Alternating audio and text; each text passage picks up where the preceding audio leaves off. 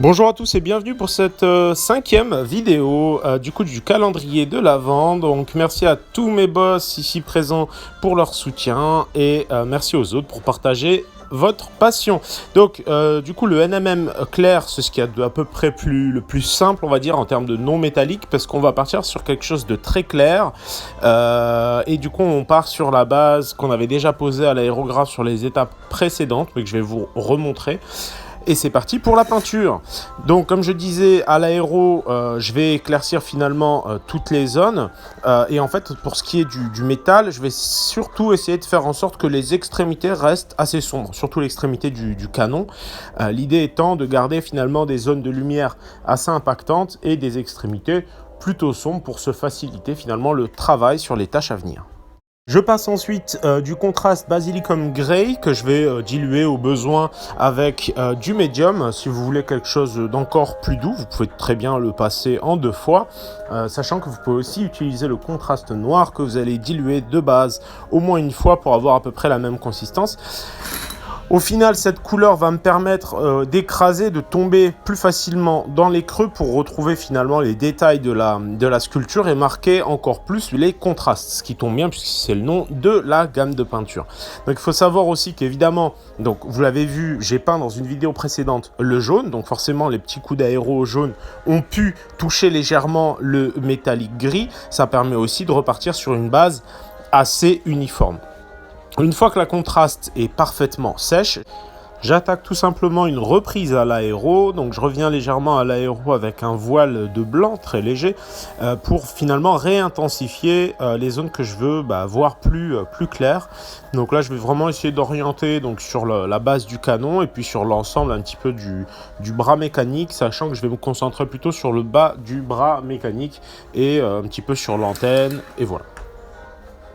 On a bien insisté sur ces étapes à l'aéro, on va revenir tout simplement au pinceau, au blanc, pour rehausser toutes les arêtes et s'il faut même créer des petites lignes blanches pour créer finalement des effets un peu de reflets de lumière. Donc pour l'étape précédente à l'aéro, si vous ne vous sentez pas de viser suffisamment juste pour ne pas déborder finalement sur le jaune, il existe tout un tas de pâtes ou même vous pouvez utiliser de la pâte à fixe si nécessaire, même si c'est peut-être un petit peu trop intense, ça risque d'arracher votre peinture, mais pour protéger les parties que vous ne voulez pas toucher. Après, avec un petit peu de pratique à l'aéro, en orientant suffisamment bien sa figurine, on peut ne pas atteindre les zones qu'on ne veut pas atteindre, tout simplement. Donc là, comme vous le voyez, j'attaque un petit peu la dernière étape, la plus longue, la plus pénible, mais la plus importante sur un non métallique, les réhauts de blanc.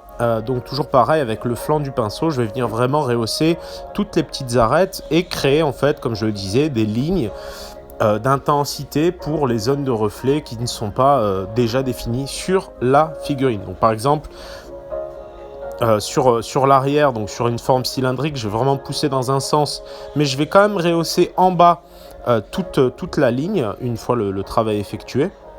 Même dans les ombres, il faut qu'il y ait ces fameuses lignes blanches qui vont créer finalement tout le contraste. Quand on non métallique, on a affaire à des tubes, comme c'est le cas finalement sur son espèce de Gatling, dans ce cas-là, finalement, on va créer les reflets soi-même avec une ligne assez fine. Donc, si jamais votre ligne est un peu épaisse et tout ça, ne vous inquiétez pas. Il sera toujours temps de revenir dessus plus tard avec l'ombre pour affiner le trait. N'hésitez pas à laisser sécher et à revenir plus tard. Ne vous arrêtez jamais sur vos erreurs de toute façon. Il faut savoir justement corriger par la suite et affiner le tir. Sans quoi on ne progresse pas et on se contente de stagner. Donc n'hésitez pas, avancez et on reviendra dessus par la suite. N'oubliez jamais que pour avoir une bonne intensité de blanc, l'idée c'est de faire plusieurs passages, donc n'hésitez pas à passer, repasser avec un pinceau pas forcément très chargé, mais en fait à force de répétition, l'intensité va être de plus en plus importante comme vous le voyez là. Encore une fois, je trace mes lignes, j'essaye toujours de me laisser guider par finalement par la forme que je suis en train de peindre, c'est très important. Et là, il est temps justement de commencer à faire les retouches avec directement du noir très dilué. Et pour ce faire, tout simplement, je vais venir avec le noir et l'appliquer un petit peu sur toutes les zones que je veux voir plus sombres. Toujours très limitrophe au blanc, donc toujours en essayant autant que faire se peut de ne pas déborder. Donc là, vous voyez, quand je déborde un petit peu trop, je mets un petit coup de doigt. De temps en temps, ça passe. De temps en temps, on arrache tout.